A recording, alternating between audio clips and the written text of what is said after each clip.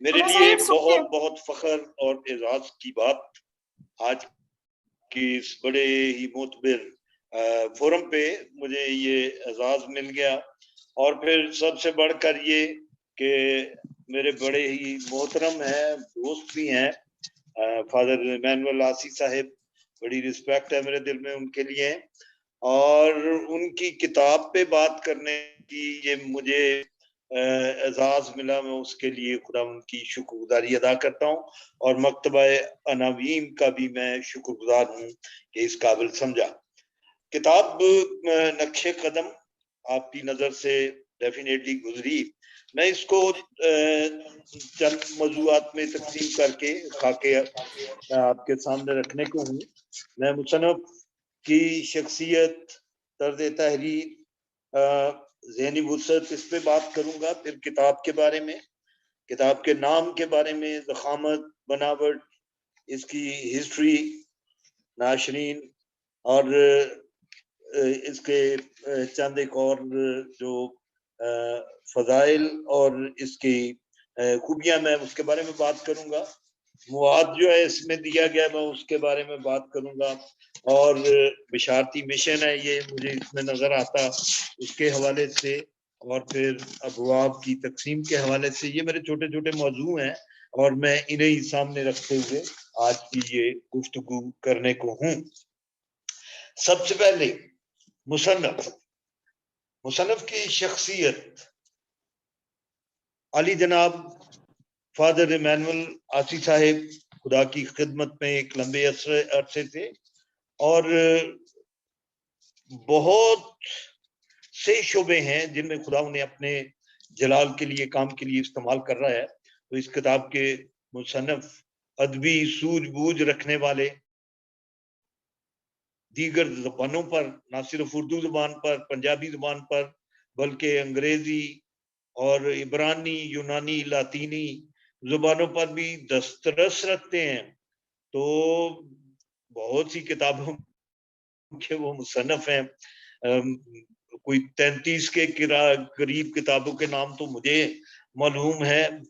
بہت بہت زبردست موضوعات پہ، غریبوں کا مقدمہ، انصاف کی روحانیت، لوک روحانیت، صوفی روحانیت، اقلیت کی الہیات، اخلاقی الہیات وغیرہ، یہ کتابیں جو ان کی تحریر جو انہوں نے کر رکھی ہیں، اور کمال کی شخصیت کے مالک ہیں۔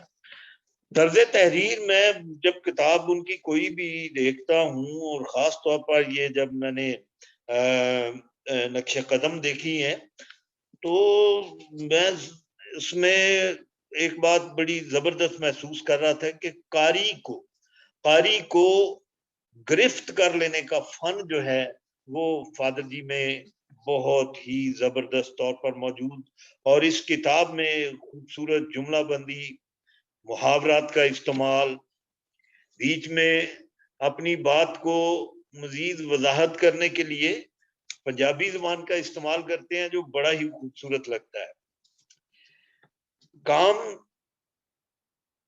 اس کام کا عشق لگتا ہے مجھے ان میں، کنوکشن، ان کی کمٹمنٹ اس کتاب کی تحریر میں نظر آتی ہے۔ مجھے یوں محسوس ہوا کہ مصنف صرف یہ کتاب لکھنے کے لیے پیدا ہوئے، ایسا خوبصورت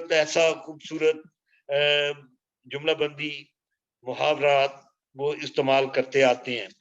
فادر جی کی ذہنی وسعت، تعصب سے مبرہ شخصیت کے مالک ہیں وہ، اور پڑھتے ہوئے کسی طور پر بھی، نہ کسی یہودی کے لیے، نہ کسی مسلم کے لیے وہ کسی طور پر بھی دکھ کا باعث بنتے ہیں، بلکہ سب کا احترام کرتے ہوئے مجھے وہ اس کتاب میں پورے طور پر نظر آئے۔ کتاب جو ہے، کتاب کا نام نقش قدم کتاب کا نام رکھنے کے حوالے سے جو ان کے ہی چند الفاظ فادر جی کے میں آپ کے سامنے پڑھتا ہوں۔ کہتے ہیں یسوع کی سرزمین، مقدس سرزمین، موعودہ سرزمین، جسے تاریخ میں کبھی کنعان، اسرائیل اور کبھی بھی فلسطین کے نام سے پکارا گیا ہے، ایک کھلی بائبل ہے، وہاں کے واقعات، جگہیں، نباتات، جڑی بوٹیاں، پھل و پھول، زراعت، مویشی، چرند پرند، موسم، آب و ہوا، گلیاں، بازار، وادیاں، پہاڑیاں، ندی نالے، جھیلیں، کھیت، میدان، سب بائبل مقدس کی توجیہ، وضاحت اور تشہیر و تبلیغ کرتے ہیں۔ ان تمام کو دیکھ کر اور ان کے متعلق سن کر اور پڑھ کر ہم ان واقعات کو یاد کرتے ہیں جو وہاں وقوع پذیر ہوئے، اور جو پیغامات وہاں دیے گئے ہمارے لیے دوبارہ زندہ اور مؤثر بن جاتے ہیں۔ اور ان تمام مقامات کو دیکھ کر اور واقعات کے متعلق حالات کو ایک بار پھر سن کر مومن ظاہر عقیدت اور دینی ولولے سے پکار اٹھتا ہے، تیرے نقش قدم جہاں ہوں گے، میرے سجدے وہاں وہاں ہوں گے۔ اس حوالے سے یہ نام کتاب کا نقش قدم رکھنا بہت ہی خوبصورتی مجھے اس میں نظر آتی ہے۔ کتاب کی ضخامت 384 صفحے پر ٹوٹلی مشتمل ہے، لیکن اس کتاب کی تحریر جو ہے وہ 372 صفحات پر مشتمل ہے۔ خوبصورت ٹائٹل ہے اس کا، بناوٹ کے حوالے سے خوبصورت ٹائٹل۔ مجھے اس کا کاغذ تھوڑا سا واجبی سا لگا ہے، لیکن مضبوط جلد اور کتاب کو دیکھتے ہی خوشگوار تاثر دیتی ہے۔ میری آواز آ رہی ہے آپ کو؟ ہیلو جی سر، آپ کی آواز آ رہی ہے سر، آپ جاری رکھیں، آپ کی آواز بالکل کلیئر صاف ہے۔ جی میں سوری، چونکہ مجھے بالکل نظر نہیں آ رہے اس لیے مجھے اندازہ نہیں ہو رہا۔ کتاب کے 3 ایڈیشن، یہ تیسرا ایڈیشن ہے جو میرے ہاتھ میں ہے۔ 1985 میں چھپی، 1998 میں چھپی، 2009 میں یہ ایڈیشن چھپا جو میرے ہاتھ میں ہے۔ مکتبہ عناوین اس کے ناشرین ہیں، اور ان کا جو مکتبے کا مقصد ہے کہ یہ غیر تجارتی بنیادوں پر مذہب اور سماج سے متعلق ادب کی اشاعت و فروغ کے لیے کام کرتے ہیں، وہ مجھے اس کتاب میں نظر آتا ہے۔ بہترین منظر نگاری، یہ بڑی ایک خوبصورتی ہے اس ساری کتاب کی تحریر میں۔ بہت سی قدیم جگہوں پر لے کر جاتے ہیں اور پھر اس کی جو منظر کشی کرتے ہیں، آج کے حوالے سے بھی اور اس حوالے سے بھی جب کا وہ بیان کر رہے ہوتے ہیں۔ پھر کتاب میں تصاویر کا استعمال برمحل تصاویر کا استعمال اس کی افادیت میں اور زیادہ اضافہ کرتا چلا جاتا ہے۔ جب میں اس کتاب کے مواد کی بات کرتا ہوں تو مجھے سب سے پہلے تو مصنف کا جو مقصد تحریر ہے میں اس میں بات کرنا چاہتا ہوں۔ قاری اور زائرین کو یسوع مسیح اور اس کے پیغام سے روشناس کرانا، یہ اس کتاب کا مقصد ہے۔ اور فادر جی نے تاریخی واقعات کا دلچسپ پیرائے میں بیان کیا۔ یعقوب کے کنویں کی تحریر پڑھیں، صوبہ سامریہ کی تحریر پڑھیں۔ یہ کتاب اتنے خوبصورت پیرائے میں ان تمام جگہوں کا، جن کے شہر ہیں، میں آگے جا کے اس کا تھوڑا سا بیان کرنے کو ہوں، اس کی اتنی خوبصورت دلچسپ پیرائے میں بیان کرتے ہیں کہ قاری اس میں ڈوبتا ہی چلا جاتا ہے۔ جغرافیائی معلومات کا خزانہ ہے یہ کتاب نقش قدم۔ یہ جو میں جغرافیے اور تاریخ کی بات کر رہا ہوں، اس کا بائبل مقدس کے ساتھ رشتہ فادر ایمینول صاحب کے الفاظ میں وہ اس کو یوں اس کے بارے میں فرماتے ہیں کہ ہر مقدس مقام کو تاریخی، جغرافیائی، ثقافتی، سیاسی اور آثار قدیمہ کی روشنی میں اس کتاب میں بیان کیا گیا ہے۔ وہ کہتے ہیں کہ وقت اور مقام کا علم سچائی کو سمجھنے سمجھانے کے لیے ناگزیر ہوتا ہے یا مددگار ہوتا ہے. یسوع کی سرزمین، مقدس سرزمین، موعودہ سرزمین، جسے تاریخ میں کبھی کنعان، کبھی اسرائیل، کبھی فلسطین کہا گیا ہے، ایک کھلی بائبل ہے. یہ قدیم اور مقدس مقامات بولتے ہیں. یہ ہے تعلق بائبل کا ان تاریخ کے ساتھ اور جغرافیے کے ساتھ جو اس ساری کتاب میں محترم فادر ایمینول آسی صاحب جوڑتے چلے جاتے ہیں. میں جب اس کتاب کو پڑھتا ہوں تو مجھے ماضی اور حال میں یہ کتاب ایک پل باندھتی ہوئی نظر آتی ہے. فادر جی نے ماضی کے قصوں کو حال کی روشنی میں اس طور پر باندھا ہے کہ ان کے درمیان ایک پل بن گیا ہے. حمید ہنری صاحب کے الفاظ مجھے یہاں پہ میں مینشن کرنے کو ہوں. انہوں نے اس کتاب کے بارے میں یہ لکھا، میں اس سے استفادہ کرنے کو ہوں. وہ کہتے ہیں کہ آج کی ضرورت ہے کہ خداوند یسوع مسیح اور اس کے پیغام کو تاریخی تناظر میں دیکھا اور سمجھا جائے.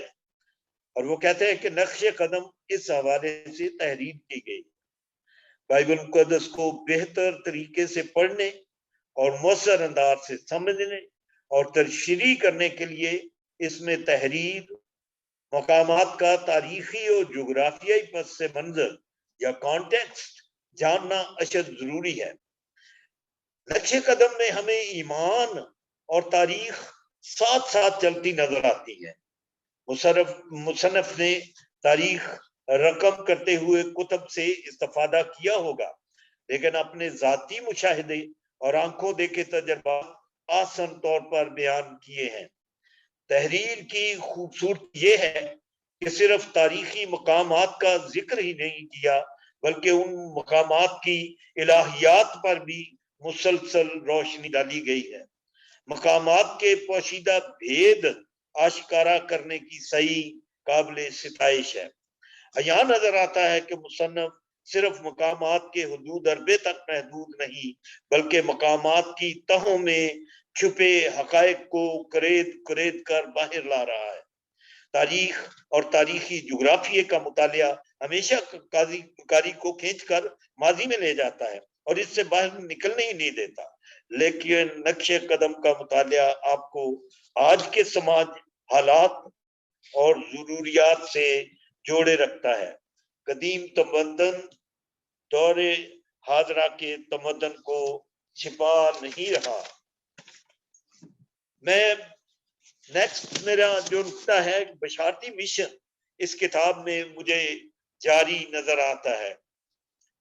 یسوع مسیح اور سامری عورت، جب ہم ان کی گفتگو پڑھتے ہیں یہاں پہ، تو سامری عورت سے گفتگو کرتے ہوئے خداوند یسوع مسیح اپنے بشارت کے کام کو اور وہ مشن جو انہوں نے آگے ہمیں عطا کر رکھا ہے، وہ مشن مجھے اس ساری گفتگو میں بڑے عیاں کرتے ہوئے نظر آتے ہیں. فادر یعقوب کے کنویں کی دیوار پر نصب تختی کی تحریر جب ہم پڑھتے ہیں، یہ صفحہ نمبر 256 پہ، وہ اس کنویں کے بارے میں اتنے صاف واضح، وہ کلیئر ہیں، اس کی ساری تاریخ کے بارے میں اس کو بیان کرتے ہیں. اور اس کے وہ الفاظ، اے سچائی کے کنویں، اے حیات ابدی کے چشمے، اے ابدی حیات کے چشمے. یسوع ان سے حق اور سچائی کی باتیں کرتا ہے جو سننا چاہتے ہیں. جب ہم ان سے سنیں گے تو فضل پائیں گے، تب ابدی حیات ہمارا حصہ اور انعام ہوگی. میں تھوڑا سا بیان اس میں سے آپ کے سامنے پڑھنے کو ہوں. یہ تصویر یہاں پہ ساتھ ساتھ میں تصویروں کا استعمال بہت ہی خوبصورت لگتا ہے. بائبل مقدس کے ساتھ رشتہ میں نے پہلے بیان کیا کہ وہ ان کے سامنے، مصنف کے سامنے یہ بات بالکل کھلی ہے کہ یہ جو تاریخ اور یہ جو جغرافیہ ہے یہاں پہ وہ بیان کر رہے، دراصل یہ بولتی بائبل ہے، بولتی بائبل ہے جو وہ اس سارے قصے کو یہاں پہ بیان کرتے ہیں۔ اور میں نے پہلے بھی اس بات کو عرض کیا کہ ماضی اور حال کو جوڑنے کا کمال حاصل ہے مصنف کو، وہ اس طور پر اسے بیان کرتے ہیں کہ معلوم ہی نہیں ہوتا کہ انسان اس وقت ماضی میں ہے یا حال میں ہے، اس کو پورے اس کی وضاحتیں اتنی ڈیٹیل وضاحتیں کرتے ہیں کہ وہ ماضی کی بات تو لگتی نہیں، وہ آج کی بات لگتی ہے جو ہمارے سامنے ہو رہی ہے۔ ابھی ابواب کی تقسیم کے حوالے سے میں بات کرنا چاہتا ہوں۔ یہ ابواب کی تقسیم جو ہے یہ تعارف اور پس منظر کے بعد انہوں نے دی اور اسے 3 حصوں میں تقسیم کر دیا۔ ہلو ہلو جی آواز آ رہی سر۔ میں ابواب کی تقسیم کی بات کر رہا تھا کہ تعارف اور پس منظر کے بعد اسے 3 حصوں میں تقسیم کیا ہے فادر جی نے۔ سب سے پہلے وہ صوبہ جلیل کی بات کرتے ہیں، اس کے مقدس مقامات۔ یہ ہمارے پروٹیسٹنٹ جو ترجمہ ہے اس میں اسے گلیل لکھا جاتا ہے، لیکن کیتھولک ترجمے میں پڑھتا ہوں، میز پہ رہتا ہے یہ بھی صوبہ جلیل۔ اور اس کی ساری جو فہرست ہے دی گئی صفحہ 50 پر، اگر آپ اس میں نظر ڈالیں تو وہ صوبہ جلیل کے سارے مشہور شہر ان کا ذکر کرتے ہیں اور پھر اس پہ بات کرتے ہیں، اس کی ڈیٹیل جو ہے وہ ساتھ ساتھ بتاتے چلے جاتے ہیں۔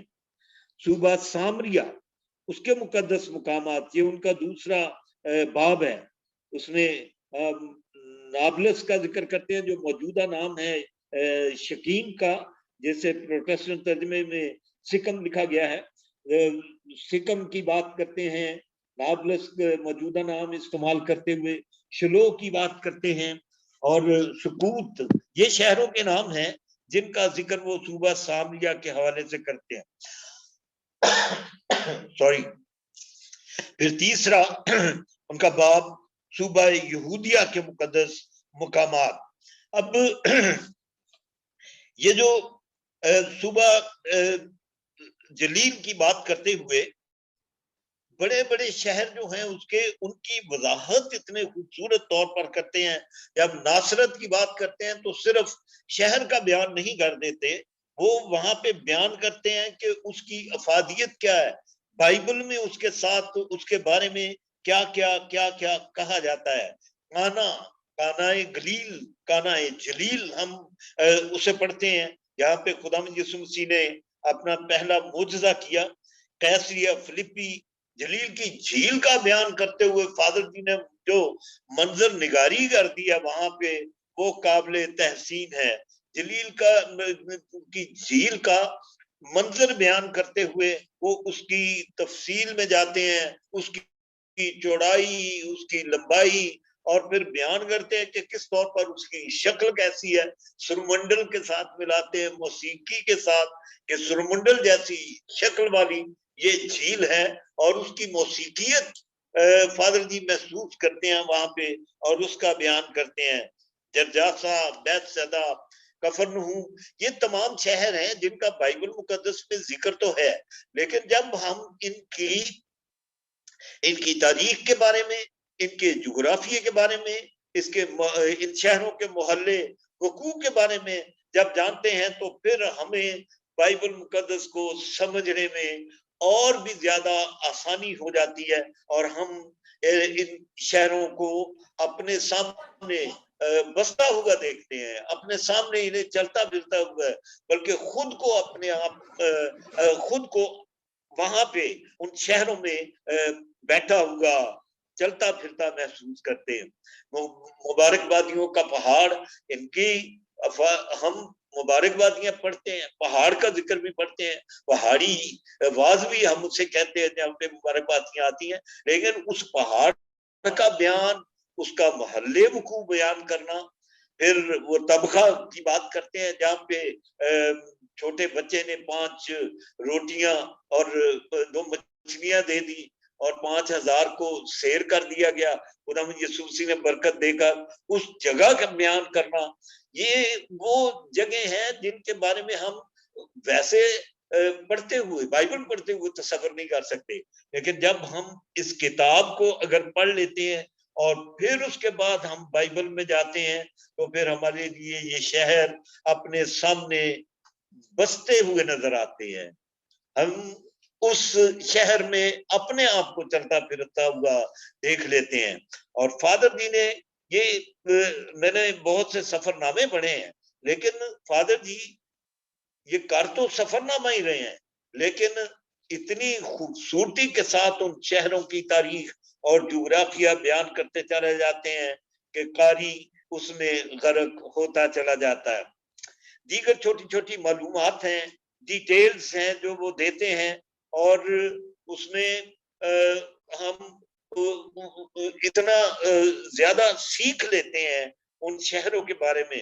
اب یعقوب کے کنویں کا بیان کرتے ہیں. یعقوب کے کنویں کا بیان کرتے ہوئے کہ یہ کہاں پہ واقع ہے، اس کے ساتھ اوپر سڑک چلتی ہے، نیچے اترنا پڑتا ہے اس کے دیکھنے کے لیے، منڈیر ہے اس کی، نیچے کنواں ہے، وہاں پہ 3 کاہن وہاں پہ ڈیوٹی دیتے رہتے ہیں ہر وقت. جو بھی کوئی زائرین آتے ہیں ان کی مدد کرتے ہیں دکھانے میں، سمجھانے میں. لیکن اس کے اتنی تفصیل میں جاتے ہیں کہ یعقوب کے کنویں کی منڈیر اب موجودہ سڑک کی سطح سے 20 فٹ نیچے ہو گئی ہوئی ہے. سڑکیں بڑھتی رہتی ہیں اور ہوا یہ ہے کہ جو کنویں کی منڈیر ہے وہ 20 فٹ نیچے چلی گئی ہے اور سڑک اس سے 20 فٹ اوپر جاتی ہے. میں نے یہ تجربہ اپنے سامنے دیکھا ہے. روشنائی گیٹ ہمارا ایک پریسبیٹیرین چرچ ہے وہاں پہ، اور اس کے پاسٹر ہاؤس کو میں نے دیکھا اس طور پر سڑک کو بلند ہوتے ہوئے، اور پاسٹر ہاؤس جو ہے وہ نیچے چلا جاتا ہے. اس وقت وہ تقریباً 8 سے 10 فٹ نیچے ہے اس سڑک ہے. اور جب میں فادر جی کا یہ بیان اس کے بارے میں پڑھ رہا تھا تو مجھے ایک دم وہ یاد آ گیا کہ کس طور پر حالات بدلتے ہیں، کس طور پر وقت جو ہے وہ بدلتا ہے. کنویں کی گہرائی ماضی میں اور حال میں وہ بیان کرتے ہیں اور بتاتے ہیں کہ اب اس کا دہانہ جو ہے وہ 7.5 فٹ چوڑا ہے، جو شروع میں اتنا نہیں تھا. بتاتے ہیں کہ ساتھ میں ایک رسا ہے جس کو ڈال کے تو وہاں سے پانی نکالا جاتا ہے. کوئی زائرین جب جاتے ہیں اور پانی پینے کی خواہش کا اظہار کرتے ہیں تو وہاں پہ موجود جو وہاں پہ خدمت کرنے والا بندہ ہے وہ وہاں پہ جو کاہن ہے وہ 40 میٹر لمبی رسی نیچے پھینکتا ہے اور وہاں سے وہ کھینچتا ہے اوپر پھر اور اس میں سے پانی نکالتا ہے. یہ ہے چھوٹی چھوٹی ڈیٹیل. یہ تو میں ایک کنویں کی بات کر رہا ہوں. جب وہ کوہ ابال اور کوہ جرزیم کی موجودہ حالت کا بیان کرتے ہیں تو اس کی سارا نہ صرف اس کی لمبائی چوڑائی حدود اربا بیان کرتے ہیں بلکہ اس کے چھوٹے چھوٹے نقطے اس میں سے نکالتے ہیں اور وہ قاری کے لیے سامنے رکھتے چلے جاتے ہیں. کوہ جرزیم کے بارے میں بات کرتے ہوئے عربی میں اسے جبل الطور یعنی مقدس پہاڑ کہا جاتا ہے. بڑے مزے کی بات یہ ایک جگہ پہ وہ بیان کرتے ہیں ڈیکاپولس. یہ 10 شہروں کا ایک مجموعہ ہے، 10 شہروں کی ایک شمولیت ہے جسے ڈیکاپولس کہتے ہیں. اب لوگ ڈیکاپولس لکھ دیتے ہیں اور یہ بھی بتا دیتے ہیں کہ ڈیکا کا مطلب ہے 10 اور پولس کا مطلب ہے شہر.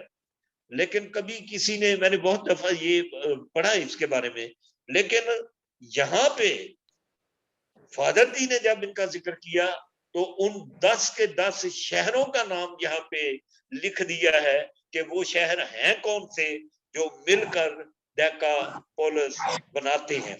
اوورآل اس کتاب کو پڑھتے ہوئے میں اس بات کا پوری طور پر قائل ہوا کہ بائبل کے ہر طالب علم کو، وہ جو بائبل مقدس کو پڑھنے کا شوق رکھتا ہے اور خاص طور پر نئے عہد نامے کی تشریح اور اسے سمجھنا چاہتا ہے، اس کے لیے میرے نزدیک बड़ा ही लाजम है कि वो इस किताब को, नक्शे कदम को जरूर पढ़े।